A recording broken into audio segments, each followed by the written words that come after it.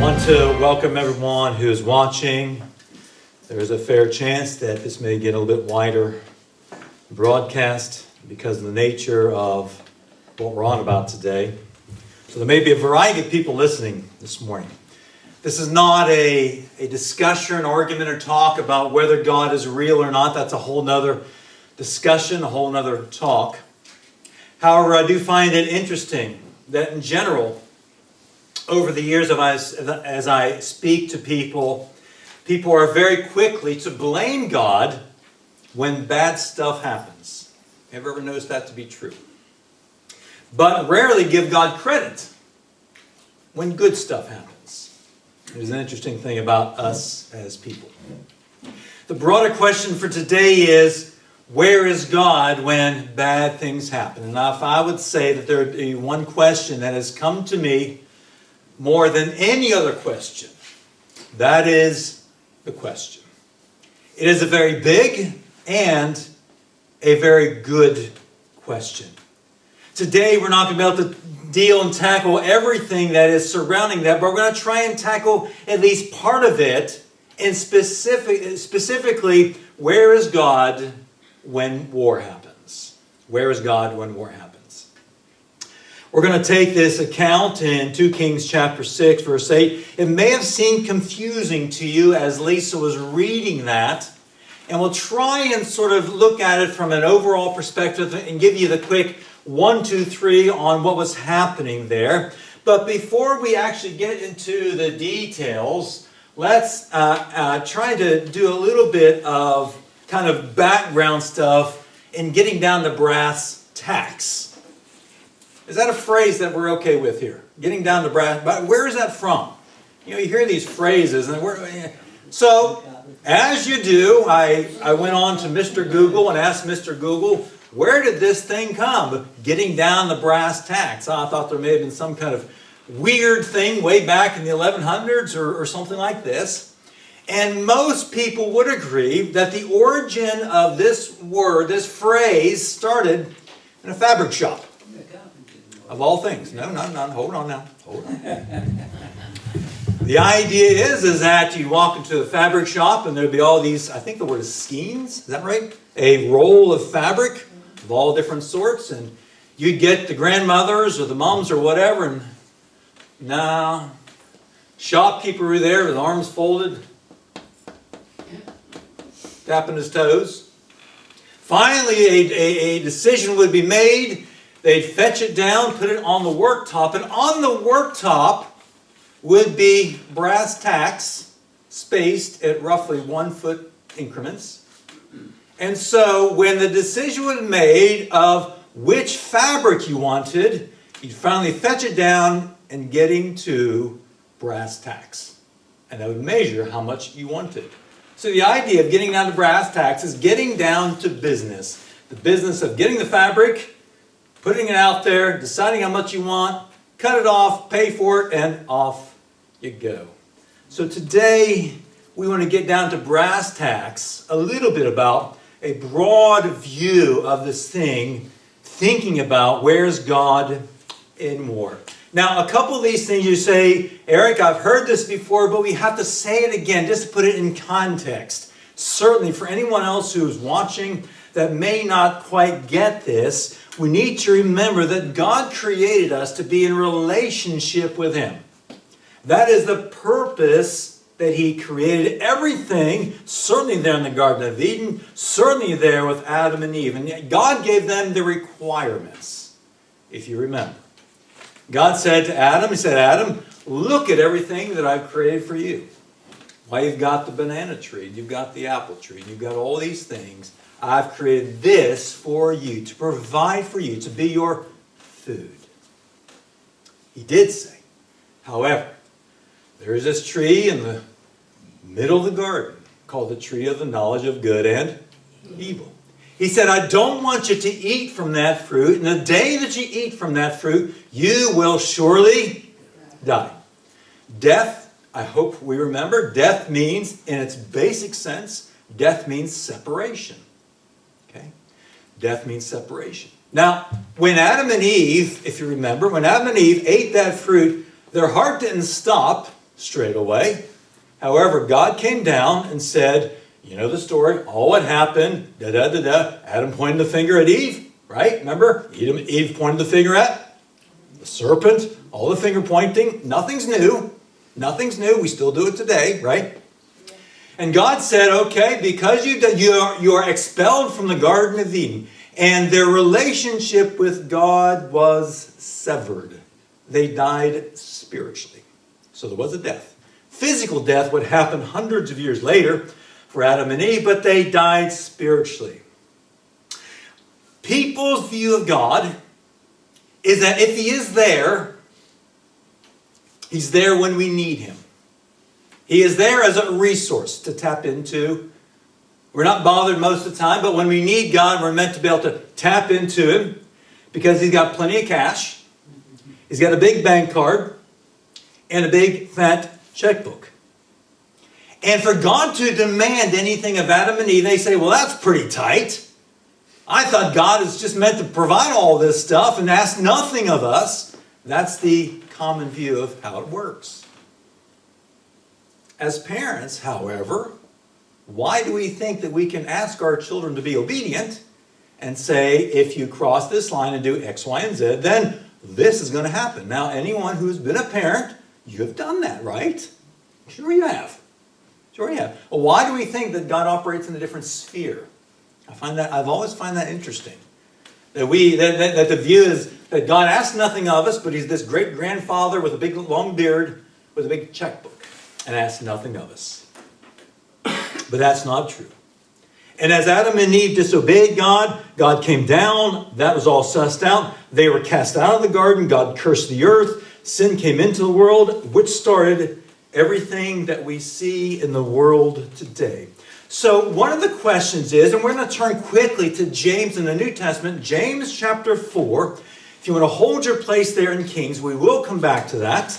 But James chapter 4, we're going to just look at a couple of verses. And the various translations will give you different words for some of these concepts, but we'll try and put this in perspective for you, okay? James is after Hebrews. They are near enough to the end of the New Testament. James chapter 4, I'm just going to read a couple of verses to you. The Bible says, now we're thinking about big picture stuff, okay, overarching sorts of things. In James chapter 4, verse 1, it says, where do wars and fights come from among you? By the way, that word war, you think, well, are we talking about Steve having a falling out with Neil or anything? No, it's actually talking about military action. Military action, that's the word behind that. Where do wars and fights come from among you? Do they not come from your desires for pleasure that war in your members? You lust and do not have. You murder and covet. What does covet mean? You want something that someone else has. And I want you to remember that. You covet and you cannot obtain. You fight and war, yet you do not have because you do not ask. Then he goes into this thing about we need to ask God and so forth and so on. But we want to think about the overarching, the big picture here of what James has given to us. He talks about who we are in our base nature as people. As people. So the question is, where do wars come from? Where do wars come from? In essence, in the very base form, they stem from the sinfulness of man. They stem from the sinfulness of man. Now, I'm going to say a couple things, and there could be all kinds of arguments, all kinds of various views, and all this sort of thing. And then the thing of the Crusades will come up, and we could talk about that. And I'm studying more about that myself. And you may say, Crusades, what was that? Well, we'll try and explain some of that as we move along. Not this morning, but that's a big, big topic. But James says this thing of war, this thing of murder, all these things. In essence, it comes from, at the very, very grassroots level, the sinfulness of man. And if you were to look throughout the various wars throughout history, and by the way, I don't know that there's ever been a time throughout world history that there's not been a conflict somewhere in the world. Some of the reasons for war, and you would certainly, I would imagine, agree with this. Number one, economic gain. There was a war in 1939 to 40. It was called the Finnish-Soviet War, where the Soviets wanted to mine nickel from Finland, of all things. Finland said no. They said, all right, we'll have it anyway. And off they go. So, economic gain. And if we think about what word did we just read in those verses 1 and 2, that connected into what we just said about the Finnish-Soviet War. What word was it? Covet. I want that nickel. Finland said, excuse me, it's our country. And the Soviets said, well, we're going to take it. Coveting. Territorial gain. Territorial gain. Another major reason. The USA and Mexico, after the United States annexed a large area called Texas. And by the way, period of history there, if you were to look at the history, they would say that most people living there wanted to become part of the United States. However, Mexico said, no, it is ours. Hence, that what was called the United States, U.S.-Mexico conflict, war. Another major would be that of nationalism, an extreme pride in a country, thinking that everyone else in the world must be like you, or this thing of ethnic cleansing is a phrase that's coming out.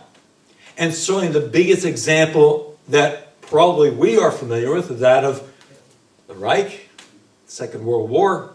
Hitler saying that the supposed Aryan race is superior. Therefore, because we are superior, anyone who is inferior should be wiped out. And that's what happened. All of those three examples, would be an example in its very base form of that of covetousness. Covetousness. It's basically, as we said, man wanting what someone else has. Now, let me quickly say that this is not the entire reason for war. It's not the entire reason. Sometimes there is tyranny within a country, and there is an uprising from within the country that they want to become independent. They want to be free of the tyranny. That is another large reason. However, if you think about it, what caused that was the covetousness of that person or that party or that group of people that brought that to pass. So what I'm saying is that the base reason for war, on the grand scheme, would be the sinfulness of man. Now, let's kind of dive and think into this particular account in 2 Kings chapter 6.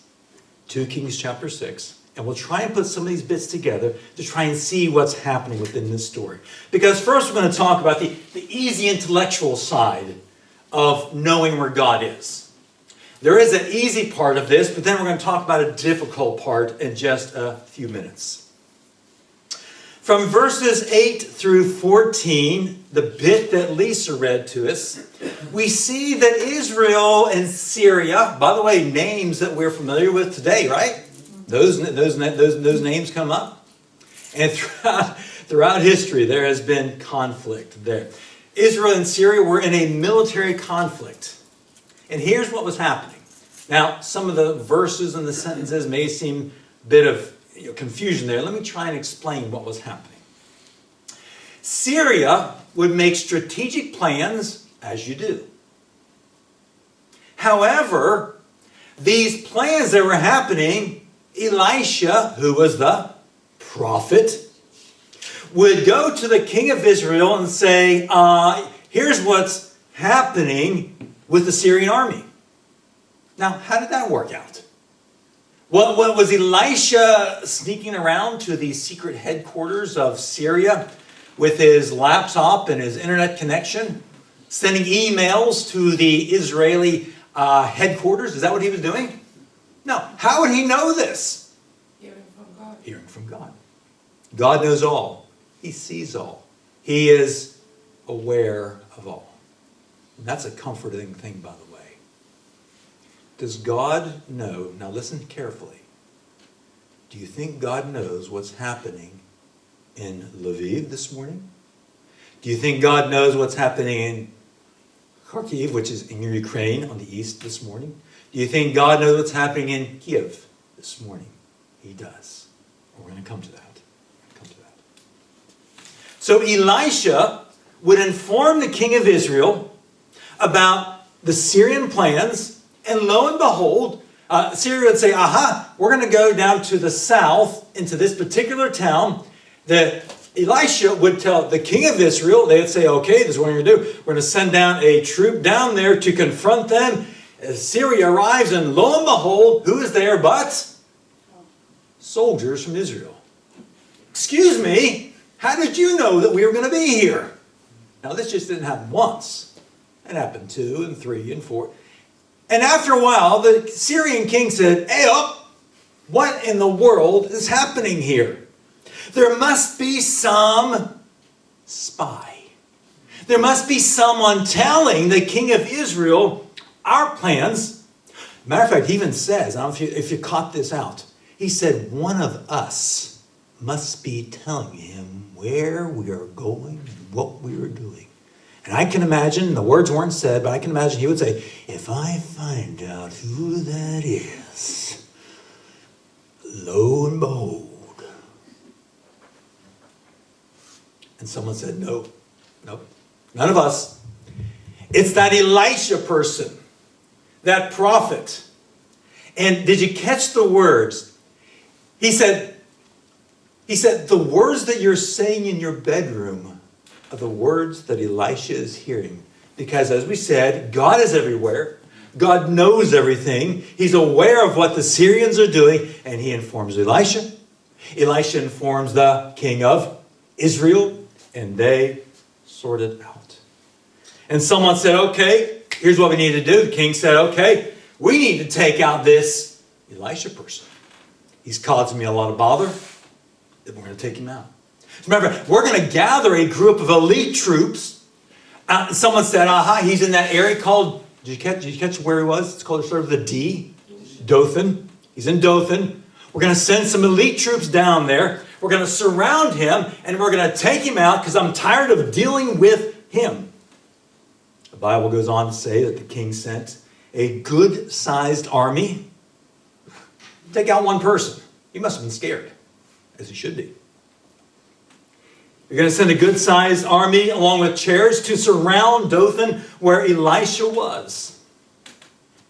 He said, we're going to take out this spy. And once we take him out, then we got him. Now, I want to just pause just for a moment. I want us to think about a few questions to think about. A few questions to ponder. And I'm not saying that I even have the answers to these questions. But one of my questions is, why go through all this drama? Why? I mean, isn't God God? Is God God during 2 Kings chapter 6? Is God as powerful in Genesis, in 2 Kings 6 as he was in Genesis 1? In the beginning, God created.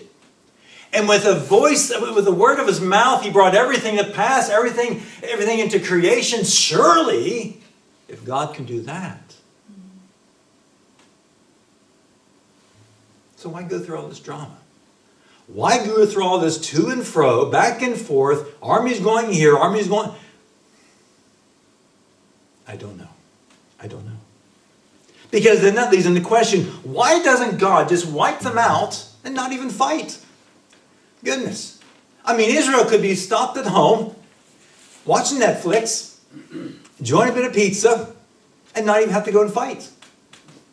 Well, that would make sense to me. As a matter of fact, This is the next problem, or the next question. Well, if it were me, I'd do this. That's what I'd do. I'd just send some plague or some something, and wipe them out, do away with them, and let the Israelis stay at home, watch Netflix, and have pizza. Simple. And this is the challenge. This is a challenge. And we will, I've bound and determined that we're going to have, in one fashion or another, we're going to go through, I've done this book of Job in Ukraine any number of times now, and I've never done it here, which is an absolute shame.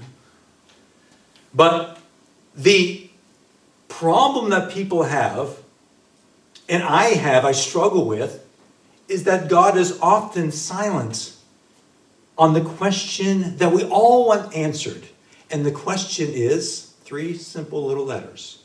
W-H-Y. Why? Why doesn't God just wipe out the enemy real quick, real easy, job done? And I'm not sure I know the answer to all that, apart from the fact that he's got a plan and a purpose. Now that sounds almost a trite phrase anymore, but it's truth. God has a plan and a purpose for all that he does. Hold your finger there, if you would please. Hold your finger there in 2 Kings chapter 6. Walk over with me to Isaiah chapter 55. Isaiah 55. Go east. Isaiah 55. Go to the right. Towards the New Testament. Isaiah is the big book. Isaiah chapter 55. And this helps to put it in perspective just a little bit about this question. Isaiah 55 verse 8 and 9 says this. As all the things that are happening within Isaiah. But then we come to this thought. Isaiah 55 verse 8 and 9. God speaking, for my thoughts are not your thoughts. God's thoughts are not the same as ours. Nor are your ways my ways, says the Lord. For as the heavens are higher than the earth, so are my ways higher than your ways, and my thoughts than your thoughts. With the idea being that how dare we presume that we would tell to God, say to God, God, you've got it wrong. Well, if I was God, as a matter of fact, this is one of the things that Job got into. One of the things he battled with. So we need to allow God be God. That God knows what he is doing. He's got a purpose and a plan for all that he does. Now, once you go back with me to 2 Kings chapter 6, I stopped Lisa purposely where she was. Because where she had gotten to within the story was that there was the king of Syria had heard about this chappie called Elisha, the troublemaker, the one who's spying on us. He sent the elite troops, surrounded him, and said, we're going to take him out. Then Elisha's servant comes out. And what does he see? What does he see? He sees all these Syrians surrounding us, and what happens then? He gets afraid. So here's Elisha's servant.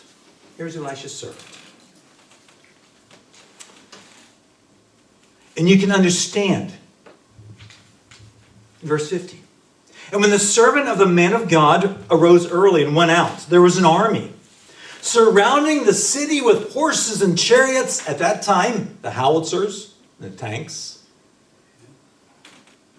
And his servant said to him, alas, my master, what shall we do? I can believe that. I'd say the same thing. Why, we're just you and me. And maybe he's got a couple of mates hanging around. Then look at this army all around us. What in the world are we going to do? We're done for. Fear and panic. He had a panic attack. He saw the Syrian special forces with a goal to take out Elisha. And the reality is, panic is a normal human reaction, isn't it? And as we look at what's happening in Ukraine, my heart breaks. It breaks. Now, I know conflict and problems have happened throughout the world, what was happening in Afghanistan just recently. But I guess the reality is, because of my personal connections with Ukraine and the people that I know personally, it's that much more difficult. And the images that have come, and now with social media and instant, seeing things, it is tough. And so panic is a normal human reaction. But I want you to notice what Elijah responds with. Elijah says in verse 16, "So he answered, 'Do not fear, for those who are with us are more than those who are with them.'" And I can imagine, here's Elisha's servant. He's 3. Excuse me, since when is 3 greater than 100? Now, we come then to a section that is a rare thing. Elisha comes in and says in verse 17, says Elisha prayed and said, "Lord, I pray, open his eyes, the servant's eyes, that he may see." Then the Lord opened the eyes of the young man, and he saw. And behold, a mountain was full of horses and chariots of fire all around Elisha. Elisha said, "Our side is bigger than their side." He prayed that God would reveal to his servant who was waiting in the wings. Now here's the deal. Here's the deal.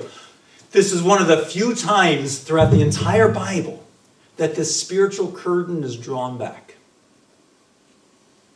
And Elijah knew what was out there. He asked God to reveal to his servant all what was out there waiting in the wings. And so then he prayed, and notice what happened. Verse 18, "And when the Assyrians came down to him, Elisha prayed to the Lord, 'Strike this people, I pray, with blindness.' And he struck them with blindness according to the word of Elisha." So in an instant, God took care of that situation. Now, would God have done that had he not opened that spiritual curtain? I think absolutely. So here's the thing I want us to be challenged with. It is a rare thing for us to know what is happening within the spiritual world. Okay? It is a rare thing to know the various times that and what God is doing. As a matter of fact, throughout the Bible, I can only think of 3 times that we're actually able to see a little bit into that world. It is the time that we see here. It is the time when we're introduced to Job in Job chapter 1 and 2, and then later on in Revelation. Apart from that, we don't know the details of all what God is doing within and behind the spiritual curtains.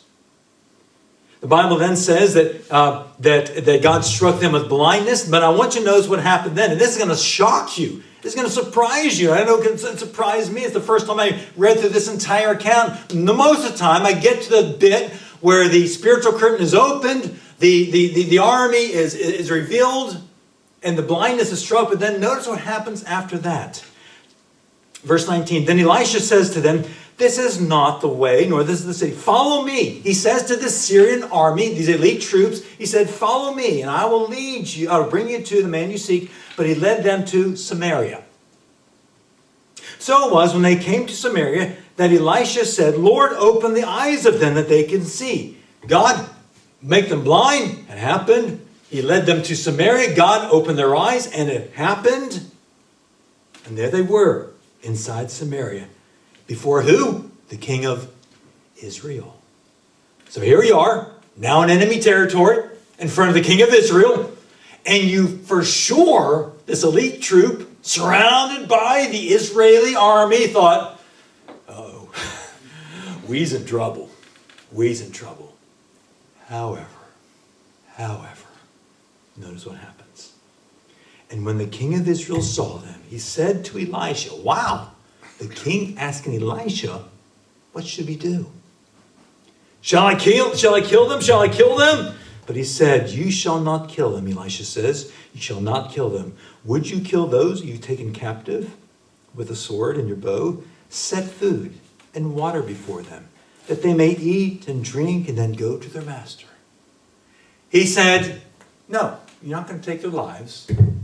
God's grace.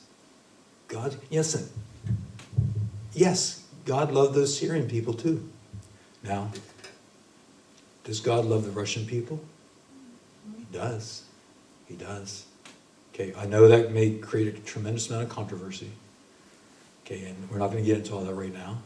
But the Bible does say that God so loved the world. What Putin is doing is nothing short of tyrannical. It's awful what he's doing. However, I'm heartbroken in that it's the Russian people who are suffering. It's the Ukrainian people who are suffering. Elisha fed these soldiers, and then he let them go. Now, we're going to spend just a few minutes now, a 1-minute call.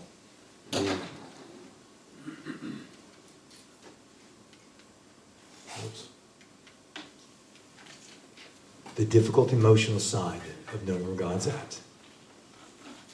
As we said just a moment ago, that seeing behind the spiritual curtain is a rare thing. We don't often know what is happening. As a matter of fact, it's such a rare thing that those few little glimpses is such a blessing, such an encouragement to know that during that time in 2 Kings chapter 6, there is that army that God had a purpose and a plan for what he was doing. And I can say that I don't know what all God is doing there in Ukraine. I don't know. But I do know that God has not lost the plot. He is not out of control. God has not lost his job. Knowing the why or the what or the how this war can be part of what God's plan is equally rare. We want to know the why. We want to know the how. We want to know the what of all these things. But we just don't know. We just don't know. And this is the battle that we face emotionally. Emotionally. We can look in the Bible and say, aha, there's that army there that took care of Syria. We get that. We understand that up here. But as we face the situation in Ukraine today or tomorrow, who knows? It's the emotional side that we struggle with. We know why the United States Civil War happened. Amongst other things, it was a war over slavery. Many died. Many suffered greatly. But at least we understand it. We understand it. However, in World War II, Hitler wanted to create in his mind a pure race. 6 million. 6 million. Mostly Jews died in the death camps. In stories and news that still reverberates today. And the question often is, God, why? Why? I can't answer the question why.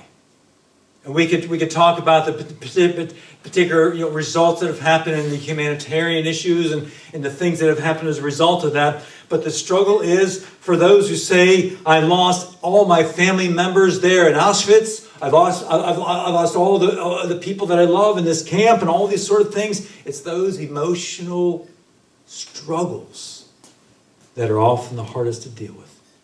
So all those things that we don't know, but what do we know for sure? What do we know for sure? And there are some very important things that we do know for sure. And this should give us strength. This should give us encouragement to take the next step forward. Number one, Jesus understands suffering himself. Jesus understands suffering at the hands of tyrants because he himself experienced it. He himself experienced it. And that's important to remember. So the next time we point a finger at God, say, God, you don't understand. I'm sorry. Jesus was crucified. The most heinous form of execution probably invented by human beings. Crucifixion. Number 2, God loves the Ukrainians. He loves his creation. He loves them. He loves us. That we know for sure. Number 3, God has a plan, even though we may not understand it. God has a plan, even though we may not understand it. And last but not least, we have an opportunity to exercise our created in God likeness, to have compassion and to help, to come alongside our fellow human beings by coming alongside Ukraine in some way, shape, or form. And this is not going to be a short 2-day thing. It's a country that's under incredible pressure. Who knows how long this will last? Who knows what the results will be? However, as we are created in the image of God, he's created us with the ability to have compassion and to come alongside our fellow man, and certainly brothers and sisters in Christ. So we need to, number 1, pray for Ukraine. We need to pray for the world. We need to pray for our community. And we need to be the light and the salt that God's called us to be. We may not understand all the whys and the wherefores and the hows and the whens. I get that. And rare is the time that we are able to pull back the spiritual curtain and to see in detail what God is doing. But that's why we are called to faith. And I'm so glad that God does give us those couple of times to remind us that he is at work. He is at work. He knows what he's doing. So it's our job to let God be God and we his people.